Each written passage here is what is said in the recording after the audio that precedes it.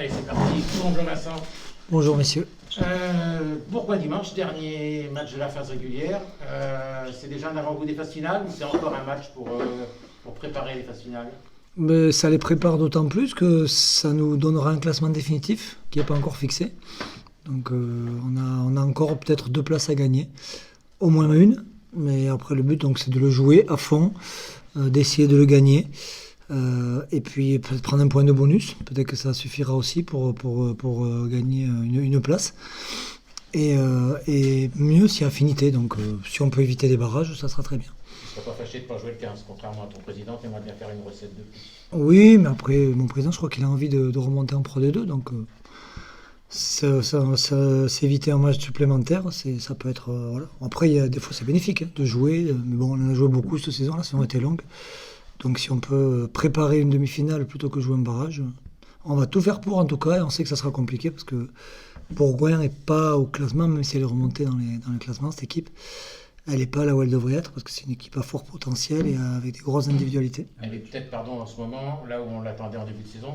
Oui, ils ont eu du retard à l'allumage, mais bon, je pense qu'ils ont réglé ces petits soucis, que les collectifs commencent à très bien tourner, donc on sait que ça va être compliqué. Il a vaincu chez elle à domicile depuis pas mal de temps aussi. Est-ce que tu penses que c'est une adversité que tu pourras retrouver en phase finale, cette équipe de Bourgoin?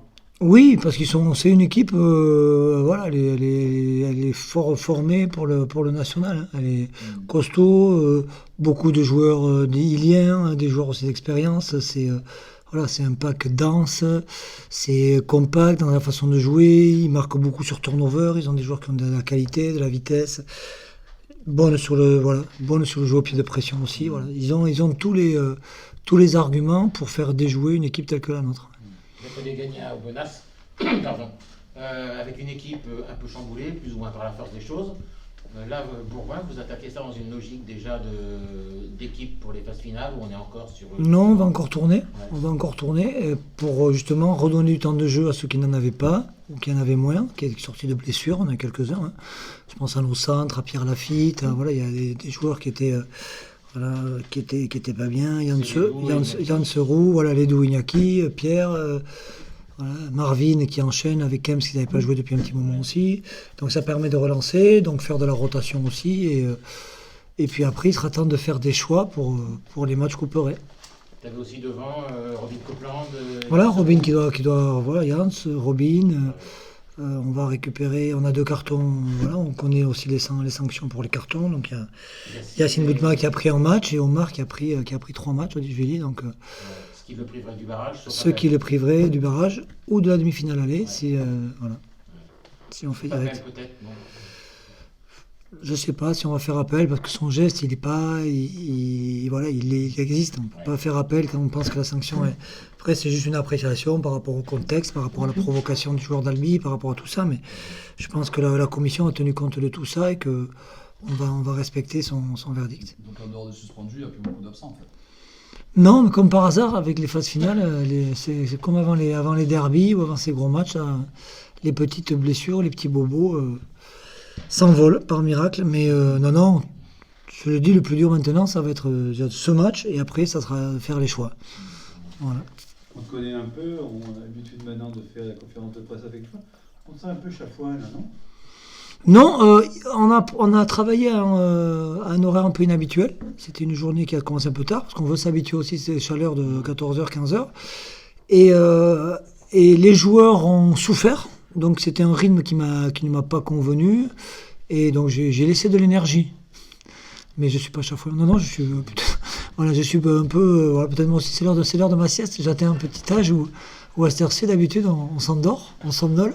Et non, je suis pas chafouin du tout. Je vous avoue, je suis concentré déjà sur les objectifs. Et qu'en même temps que je vous parle, en parlant, je pense à la composition d'équipe, à comment aborder ce match, voilà, et quoi dire aux joueurs après cet entraînement pour les rebooster, voilà, c'est tout. Donc Vous avez beaucoup insisté, Vincent, sur le fait que les joueurs devaient montrer de la personnalité, bomber le torse, etc. Un peu le même discours qui va accompagner cette rencontre à Bourgoin et puis la suite de la fin de ce championnat. J'aimerais, je souhaite que les joueurs n'aient pas besoin de ce discours-là. C'est-à-dire qu'il est en eux. Moi, aujourd'hui, je leur ai parlé de stratégie. Voilà. J'ai commencé Ce que j'ai pas pu faire de la saison, parce qu'on était tout le temps en train de rechercher, de secouer toujours les mêmes choses pour ce fameux shaker où il faut de l'émotion, de l'ambition, de la vaillance, du courage. C'est très bien, mais c'est des valeurs qu'ils devraient avoir ancrées en eux et qu'à chaque fois qu'ils rentrent sur le terrain, elles devraient être, surtout chez les joueurs professionnels, on ne devrait pas aller activer ces moteurs-là à chaque fois. Donc là, j'ai envie de leur parler de stratégie. C'est-à-dire qu'eux, ils ont tout dans le moteur, ils sont prêts, et à moi à faire un plan de route qui tient la route, et à eux à se régaler, à conduire avec de la vitesse et de la précision. Ils ont montré qu'ils étaient prêts lors des deux dernières sorties. Ils le sont, mais on s'aperçoit, les conditions, on change un peu les horaires.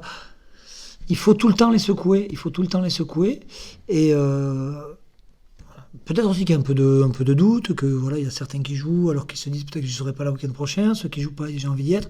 Il y a peut-être aussi dans les têtes, et c'est normal, c'est le lot de ces phases finales, mais on sent encore qu'il y a un peu de flottement, mais on joue dimanche, on est jeudi, on est à 3 jours du match, je ne suis pas inquiet, mais c'est... comme vous disiez, moi j'ai pas envie à les réactiver sur cette motivation-là. J'ai envie de leur dire maintenant les phases finales, ça se joue à des détails. C'est une condition physique irréprochable, donc c'est une hygiène de vie, même si on n'est pas trop regardant. Je sais que c'est des jeunes gens et qu'ils peuvent faire des excès de temps en temps. Mais là, c'est rentrer, on rentre en religion pendant 3 semaines et on essaie d'être focus, d'être tendu vers un objectif qui est beau. 4 semaines. Vous êtes déjà en religion. Oui, mais là, c'est plus. Il y a 3 matchs à gagner. La finale, c'est du bonus. C'est 3 matchs. Pour moi, il y a 3 matchs à gagner. Si on gagne celui-là... Ton compte à rebours, il démarre lundi matin. Ouais. Il commence là. Il commence là, parce que celui-là, il fait partie des 3 matchs à gagner. Si on gagne celui-là, peut-être qu'on sera direct en demi-finale, donc il en restera 2 autres à gagner. Si on perd celui-là, il en restera 3 à gagner. Ou 2, plus si on en perd un, ou match nul, avec le moins d'écart possible. Donc c'est 3 matchs. La finale, je dis pas que je m'en fous, mais je m'en fous. Je sais qu'il faut pas le dire. Oui, voilà. Ça va vite. Quand tu parles de stratégie, imaginons qu'on soit tous les 3 joueurs, tu nous parles de stratégie, tu parles de quoi alors? Ça veut dire quoi? C'est plein de choses. C'est comment aborder la rencontre, comment on découpe le terrain, quel style de lancement on va faire pour mettre les équipes en danger, comment on va jouer nos pénalités ou nos coups francs, si on a des coups francs ou des pénalités. C'est tous ces petits détails qui, pendant l'année, comment on joue un coup franc à 5 mètres de la ligne, on n'y pense même pas. On va dire on va filer le ballon plus costaud. Là, on essaie de mettre des trucs pour surprendre l'adversaire, parce qu'on sait qu'en phase finale, dès que tu prends un peu le dessus, on n'a peut-être pas la force morale du Real Madrid d'être mené jusqu'à la 89e et de retourner la situation. Nous, connaissant ce groupe, on est bien quand on commence bien les matchs, quoi. Même si cette année, on a pioché et que de temps en temps, on est allé récupérer des résultats, mais on s'aperçoit que quand on commence bien les matchs, c'est beaucoup plus facile. Donc, j'ai tous ces petits détails sur les réceptions de renvoi, comment on peut s'organiser pour déstabiliser. C'est ça, et c'est leur faire juste un petit récapitulatif. On a parlé ce matin notamment avec Mathis Giroud à la vidéo, parce que j'ai envie de préparer, savoir comment on a marqué cette année, comment on a encaissé les essais, qui est une synthèse de ce qu'on a fait cette année pour en sortir la quintessence sur les phases finales. On a connu des entraîneurs qui utilisaient beaucoup le cahier de match, cahier de jeu, qui préparaient le match comme ça. C'est quelque chose que vous faites sur ces Oui, il y a un plan de jeu. Il y a un plan de jeu en fonction des... On découpe le terrain, c'est pas... Non, je veux dire, chaque joueur individuellement a son cahier. Ça, chaque joueur devrait avoir son cahier. C'est-à-dire que chaque joueur devrait connaître son rôle parfaitement. Je sais qu'il y avait... J'ai connu des managers qui obligeaient les joueurs à venir avec un carnet. Après, on voyait, il y avait des petits éléphants roses dessinés. C'est pas tout le temps, Mais après, normalement, le joueur... Alors, moi, je sais que j'étais un joueur plutôt, on va dire, cérébral. Quand on me disait un truc, je le retenais. Il y a des joueurs qui ont besoin de marquer pour les touches. Et c'est vrai que peut-être qu'on pourrait le rendre obligatoire, mais j'aime pas rendre les choses obligatoires. J'aime pas. Mais c'est vrai qu'il y a des joueurs on a vu encore aujourd'hui, qui se trompent. J'ai oublié sur des touches. Donc c'est justement le réduire, ce cahier des charges. C'est le réduire, c'est sans être dans la portion congrue, mais qu'il soit efficace, qu'il soit adapté à ce qu'on veut faire, mais qu'il ne soit pas non plus qui parte dans tous les sens. Et je ne vais plus rajouter des combinaisons, rajouter des nouveaux trucs. Maintenant, c'est trop tard. C'est-à-dire on va faire bien ce qu'on maîtrise. C'est pour ça que je veux qu'on fasse la synthèse. Et celui-là, il va encore un peu servir de laboratoire. Mais à partir de lundi, on va se fixer Et après, on adaptera, bien entendu, on adaptera à l'adversaire qu'on rencontrera. Pour revenir à Aubenas, juste Vincent, vous allez gagner là-bas avec une équipe effectivement remaniée. Hein. Tu nous dis depuis des semaines que en gros ton équipe type de toute façon elle se dessine d'elle-même. Ça peut faire bouger des lignes encore ces matchs-là? Oui, Ouais. ouais. Même s'il y a une colonne vertébrale qui se dessine et qui se dessine depuis un petit moment.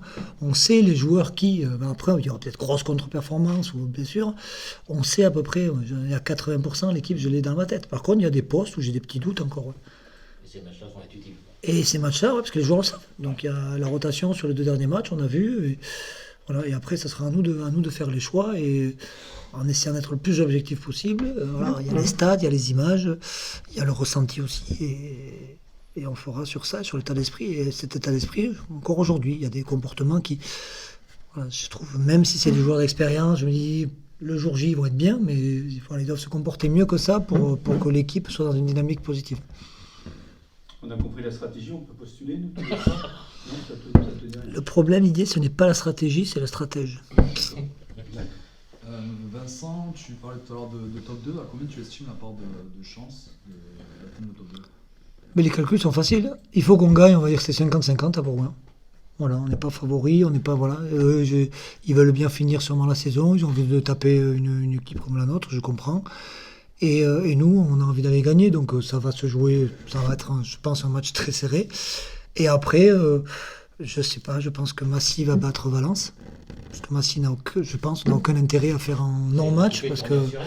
Hein, voilà, ils ont fait tourner à Suresnes. Et après, c'est des calculs d'apothicaire, j'aime pas trop faire ça.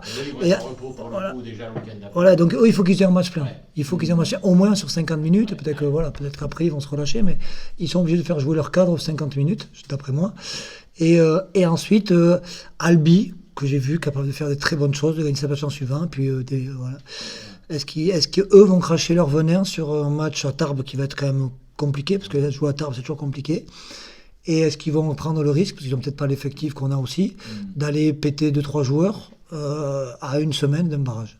Donc c'est un pari, c'est que des paris. Moi, je suis pas joueur. Prudent sur la dernière sortie devant la presse, en tout cas, c'était très prudent du côté d'Albi.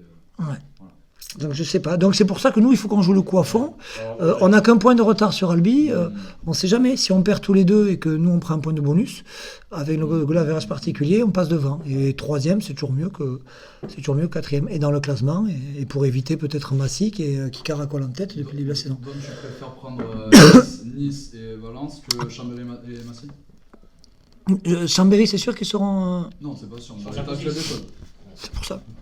Ça, je regarde pas ça. Chambéry ou Nice, ça sera compliqué. Mais pour toi, par contre, Massy est la grosse équipe. Oui, je pense. On regarde les chiffres. Sur l'attaque, on est deuxième derrière eux. Sur la défense, on n'est pas loin. Et c'est eux qui caracolent en tête. C'est eux qui ont le gros nombre de victoires. C'est eux qui ont la confiance. Donc, ils sont battables. On les a battus ici. Mais, et comme Valence, on nous a battus ici. Donc, je préfère pas. Et Albi est capable de nous battre alors qu'on les a battus 2 fois. C'est pas, je dénigre aucune équipe. Je dis que juste dans une dynamique pour jouer les phases finales, j'ai eu la chance d'en faire quelques-unes en tant qu'entraîneur notamment.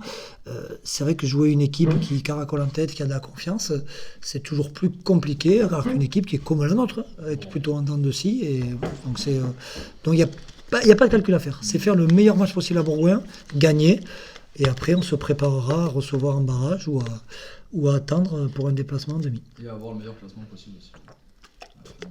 À la fin de l'année, ça ne servira à rien, mais sur le classement, c'est pas... Voilà, parce que si on finit 3e et qu'à l'arrivée on ne se qualifie pas et qu'on repart en national l'an prochain, c'est un coup d'épée dans l'eau. Mais par contre, bien finir la saison... Si vous avez enclenché une dynamique, vous êtes sur 3 victoires, c'est Ouais. important aussi, quoi. C'est exactement ce que j'ai dit aux joueurs. On avait mal commencé, après on a gagné 7 matchs en suivant. On a une période creuse, et là je crois qu'on est au 3e d'affilée. Donc si on peut en faire 7, c'est pas mal. La loi des séries. Non, mais après, moi je suis pas superstitieux. Le seul truc c'est que on connaît nos adversaires, on a étudié ça, on sait ce qu'on vaut, c'est ce qu'on est capable de faire bien, mal aussi.